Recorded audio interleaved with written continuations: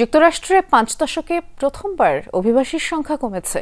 মার্কিন president Donald Trump দ্বিতীয় মেয়াদে ক্ষমতায় আসার পর কমেছে প্রায় 14 লাখ অভিবাসী। প্রশাসনের নানা কঠোর নীতি এবং অভিযানের কারণে এই সংখ্যা হ্রাস পেয়েছে। এটাকে অভিবাসন নীতির বড় সাফল্য হিসেবেই দেখছেন ডোনাল্ড ট্রাম্প।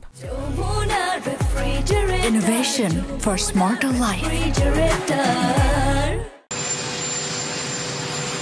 দ্বিতীয় মেয়াদে ক্ষমতায় আসার পর থেকেই ডোনাল্ড ট্রাম্প নিচ্ছেন অভিবাসন বিরোধী নানা পদক্ষেপ। কঠোর নীতি আর অভিযানে রীতিমতো নাকানে চুবানি খাচ্ছেন যুক্তরাষ্ট্রে বসবাসরত অভিবাসন প্রার্থীরা। এরই মধ্যে মার্কিন সংবাদ মাধ্যম দ্য নিউ ইয়র্ক পোস্ট বলছে, গেল 5 দশকে দেশটিতে প্রথমবার কমল অভিবাসীদের সংখ্যা।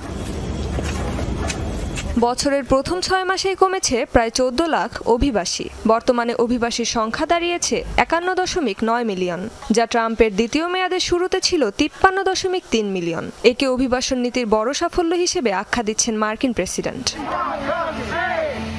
Department of homeland security DHS জানিয়েছে, ট্রাম্প দায়িত্ব নেয়ার পর স্বেচ্ছায় দেশ ছেড়েছেন প্রায় 16 লাখ অভিবাসন প্রার্থী।